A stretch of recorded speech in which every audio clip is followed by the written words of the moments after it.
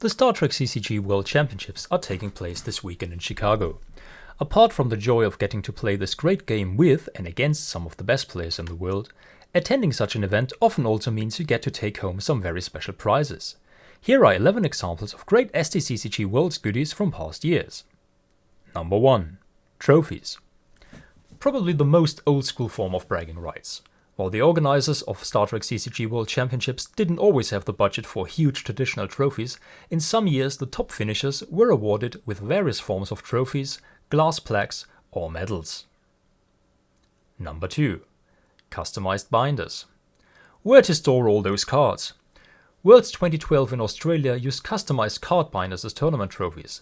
This was not only limited to top players of the main event, you could also get them for winning side events, like the legendary TUI Aussie Rules Beermeister. Beermeister is an unholy special rules format devised by the great Thomas Forberg, in which players are required to drink a certain amount of beer for each victory point they earn. Meaning, the more games you win, the harder it will be to stay sober and concentrate in the following rounds. Once you cannot drink anymore, or decide that it's simply more responsible to stop, you are essentially disqualified. Number 3. Booze.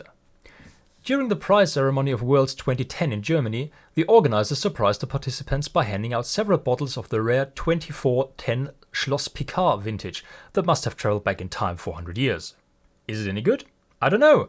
I didn't see anybody opening theirs, which is not surprising considering that earlier that weekend the legendary first World Beermeister Championship had already taken its heavy toll among the players. Nobody felt like opening a bottle of wine after that. Number 4. Non-CCG Star Trek stuff. The vast majority of Star Trek CCG players have discovered the game through the love of the TV shows, so most of them are happy to receive Star Trek memorabilia other than CCG cards. At Worlds 2010 London, I was given this photo of Kirk and Spock signed by William Shatner and the late Leonard Nimoy. Number 5. Playmats. Worlds 2014 was the first time that customized playmats were given out to the top players in the main event. However, while they're just big enough for a single straightforward TUI deck that doesn't use too many core events, a typical game of 1E would usually need about 4 of these, so they didn't turn out to be particularly practical, unless you managed to get your hands on several of these. Number 6. Complete sets. One of the great things about Worlds Weekend is that apart from the main event, where the competition is usually fierce, you also have the opportunity to play in various side events, like Sealed or Draft, or tournaments with certain deck building stipulations and so on.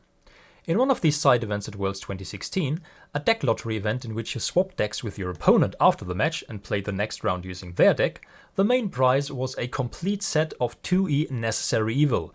That goes for quite a bit of money these days. Since I already had more than enough cards, I immediately gifted that set to a fellow player. Not a particularly wise business decision, but sharing is caring. Number 7. Alternate image promo foils. Following the Decipher tradition of having special promos that are given out only at certain major events, the continuing committee has created some beautiful alternate image virtual foils to commemorate major events after 2007. Sometimes these AI cards have a nice twist that connects them to the location where the event took place. Highlights include the rare German language foils of the Starfleet Face Pistol and Sphere 634, which were only available at the first Worlds outside the US. The Worlds 2012 version of A Sight for Sore Eyes, looking down from orbit on Australia, the gorgeous population 9 billion all Borg from Worlds 2019 in Vienna, Austria, traditionally called the Borg region, or the magnificent version of Premier Picard holding the complete works of Shakespeare, fittingly given out at Worlds 2016, which took place within spitting distance of the Globe Theatre in London, England. Number 8. Extremely rare Decipher promos. When Decipher went down, they gave the continuing committee not only their blessing, but also their remaining stock of ultra-rare 2E promos that are to this day incredibly hard to find. On the few occasions they pop up on eBay, they usually go for several hundreds of dollars, with one card even changing hands for more than $1,000 earlier this year. Number 9. Personalized dream cards. At Worlds in Australia, all the international guests who made the long trip down under were surprised with a special personalized foil card.